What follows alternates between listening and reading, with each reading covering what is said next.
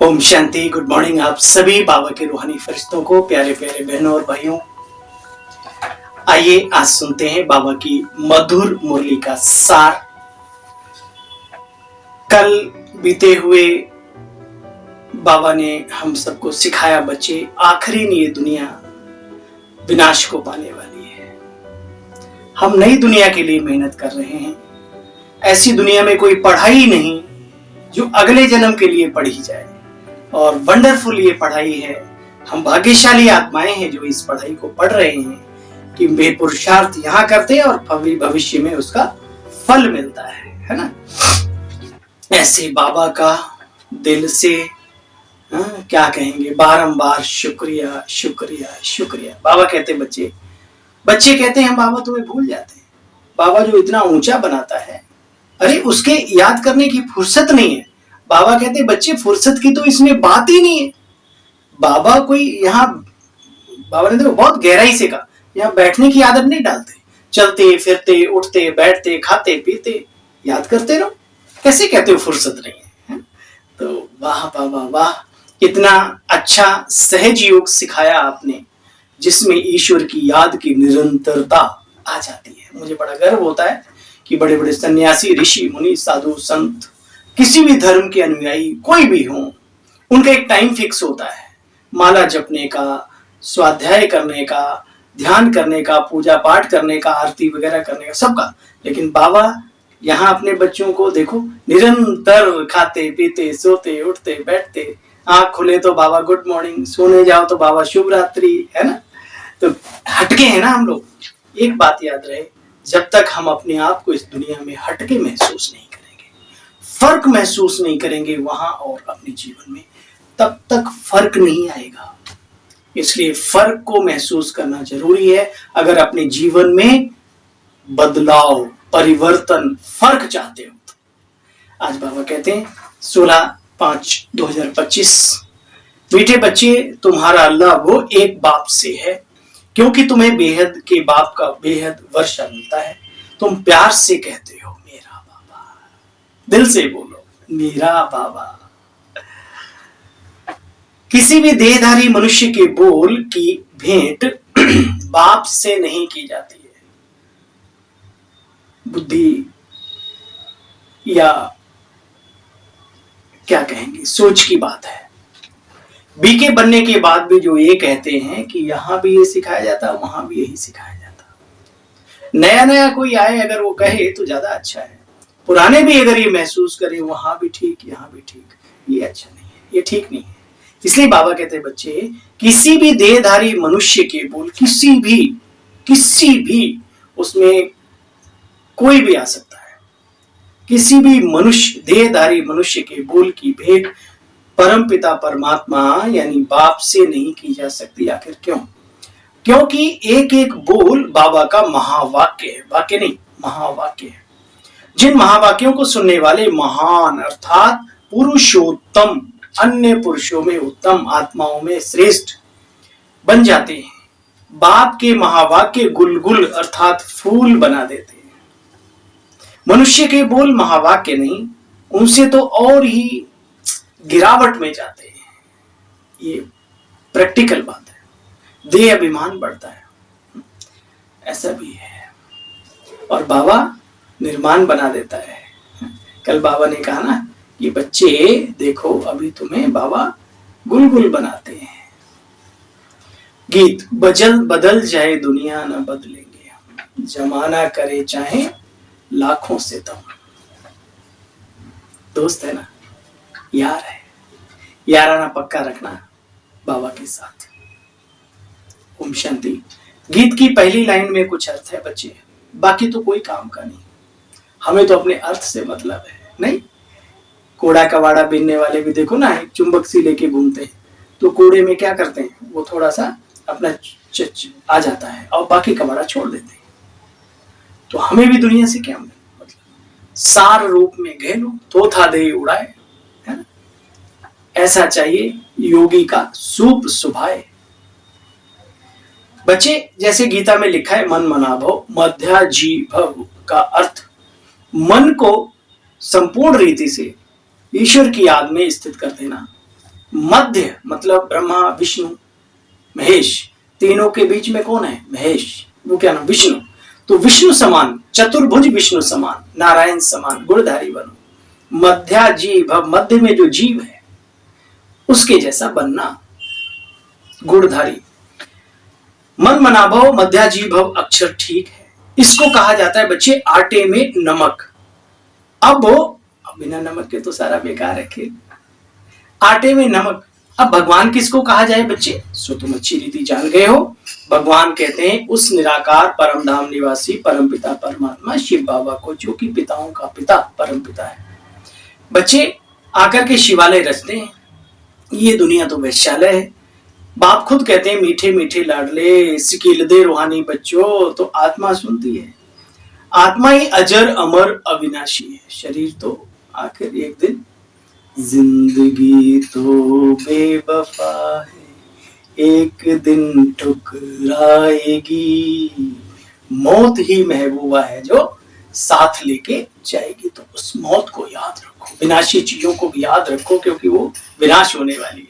और जो अविनाशी चीज है उसको भी याद रखो क्योंकि जो सदा चलने वाली है, अपने आप अविनाशी चीज की तरफ बुद्धि बढ़ने लगेगी। देखो बच्चे, बच्चों को अंदर में कितनी खुशी रहनी चाहिए। उन यात्राओं पर जाते हैं वहां तो इतनी खुशी नहीं रहेगी क्योंकि दर्शन होते हैं, बाकी प्राप्ति क्या है? बिलीफ सिस्टम है, मन में कुछ भावनाएं होती हैं तो उनका उत्तर मनुष्य आत्मा को मिल जाता है। बाबा कहते बच्चे मनुष्य तो मुफ्त में ही धक्के खाते रहते, कईयों की टिप्पणी घुस जाती है, बात मत पूछो। पैसे आदि भी कितना उड़ाते रहते हैं, क्या क्या करते रहते हैं। भक्ति के तो भाव निराले हैं। देखो बच्चे, बाप तुम्हें राजयोग सिखलाकर कितना ऊंच बनाते हैं। कितना ऊंच थे, पुनर्जन्म लेते लेते एकदम पट पे आकर के बड़े हो। फिर से बाबा हमको विश्व का मालिक बनाते हैं बच्चे। तो ऐसे बाबा के प्रति, ऐसे राजयोगी जीवन के प्रति, ऐसे राजयोग जो विधि के प्रति बड़ा लब रहना चाहिए। अंदर में बहुत लब रहना चाहिए, जिनसे हमको विश्व की बादशाही मिलती है। वही बाप कहते हैं बच्चे, दैवी गुणों की धारणा भी करो। भव्यता कितनी भी हो, दिव्यता ना हो, सब बेकार है। इसलिए दैवी गुणों की धारणा अति आवश्यक है। और दैवी गुण होते क्या है, पहले उनकी भी जानकारी तो लो कम से कम। बाबा कहते बच्चे, ये है तुम्हारे बड़े ते बड़े बाप के पास आने की यात्रा मन और बुद्धि से। बाबा तो चैतन्य है, बच्चों के पास जाते भी हैं।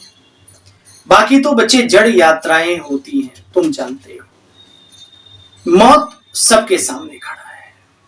शिवालय में जाने के बच्चों को लायक बनना है। मेहनत तो है। अच्छा, बिना मेहनत के बताइए कुछ मिलता है क्या? तो मेहनत करने में पीछे क्यों? आजकल तो डॉक्टर भी लोग कहते हैं भाई मेहनत करो, पसीना निकालो, है ना। तो मन को भी अप डाउन आने जाने की मेहनत कराओ, शरीर को भी चलाओ। बाबा कहते बच्चे मेहनत तो है, बोलो शिव बाबा को याद करो। सबका कल्याण करना है ना, बोलो बाप को याद करेंगे तो तुम्हारे विक्रम भी विनाश होंगे। अच्छा, तुम बच्चियों का, यानी हम आत्माओं का, बच्चियों मतलब हम आत्माओं का, बच्चियों का फर्ज है सबका कल्याण करना, रहम दिल बनना, पतित तमो प्रधान मनुष्यों को सतो प्रधान बनने का रास्ता बताना। जानते हो ना, हर चीज नई से पुरानी होती है जरूर। बच्चे सबको पैगाम भगवान कहते हैं मुझे याद करो, और कुछ करो ना करो लेकिन उसको याद जरूर करो। अच्छा देखो बच्चे, मनुष्य तो बाप ने यह भी समझाया है मेरे भगत कहां कहां मिलेंगे। तो शिव के मंदिर में, कृष्ण के मंदिर में, लक्ष्मी नारायण के मंदिर में तो जाके समझा सकते हो। भाई देवी देवता घराने की आत्माएं तो दिव्यता कोई तो पूजेगी ना। सीखना चाहिए। बिच्छू कहां डंक मारता है? जहां नरम जगह देखता है। अगर पत्थर पे मारेगा तो डंक टूट जाएगा। अच्छा, तुम बच्चों को खुशी रहनी चाहिए। हम किसके पास जाते हैं? है कितना साधारण। शिव बाबा जिनके तन में आते हैं वो कितना साधारण है। क्या बड़ाई दिखाएं, शिव बाबा क्या करे जो बड़ा आदमी दिखाई पड़े। बच्चे सन्यासी आदि तो देखो कैसे कपड़े आदि पहनते हैं। बाबा कहते हैं बच्चे मैं तो साधारण तन का आधार लेता हूं। गीता में लिखा हुआ, हे अर्जुन मैं बूढ़े ब्राह्मण तन में आता हूं। इसलिए कुछ मूढ़मती लोग मुझे ना पहचानने के कारण मेरी ग्लानि करते भी हैं और कराने के निमित्त भी बनते हैं। हम बाबा के बच्चों में भी नहीं पहचानते ना बाबा को, तो ग्लानि कराते हैं बाबा की और बाबा के कार्य की और बाबा के बच्चों की और अपनी खुद की भी। अच्छा, मीठे मीठे सिकीलदे बच्चों प्रति माता पिता बाप दादा का याद प्यार और गुड मॉर्निंग।